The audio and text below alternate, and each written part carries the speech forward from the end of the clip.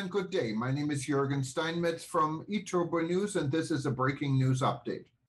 For more news updates and shows, please go to youtube.com/travel news group, youtube.com/travel news group. Here's our update. Ben and Jerry's Israel boycott costs its parent company $111 million.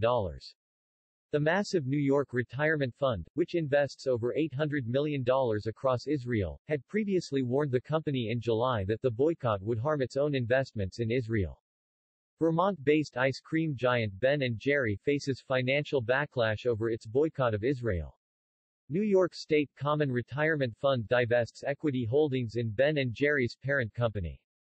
The boycott, the group says, violates its own policies against the BDS, boycott, divestment, and sanctions, movement. The New York State Common Retirement Fund announced that it will divest equity holdings in Ben & Jerry's parent company, Unilever PLC, over the firm's engagement in anti-Israel BDS activities.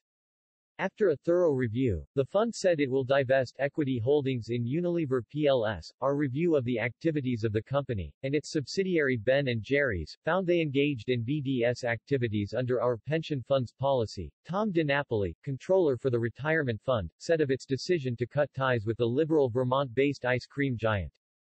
The boycott, the group says, violates its own policies against the BDS, boycott, divestment, and sanctions, movement.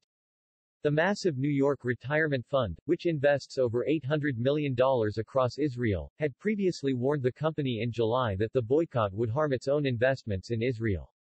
The boycott, which saw Ben & Jerry refusing to sell ice cream in the occupied Palestinian territories of the West Bank and East Jerusalem, has faced heavy backlash from many U.S. pundits and lawmakers, as well as numerous Israeli officials.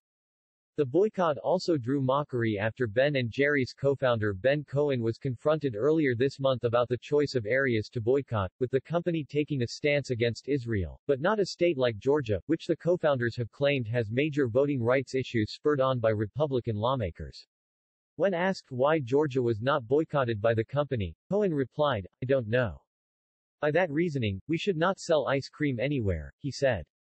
The company's co-founders have described themselves as proud Jews, who simply disagree with Israel policies. Unilever defended the boycott in August in a letter to the New York Retirement Fund, with CEO Alan Jope saying the company employs thousands in Israel and has millions invested there, but they do not interfere in the actions of independent boards.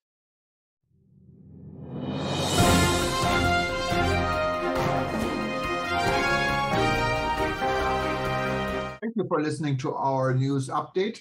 There's more on youtube.com/travel news group, or you can read us, of course, in going to our news portal at eTurboNews.com or travelnews.online.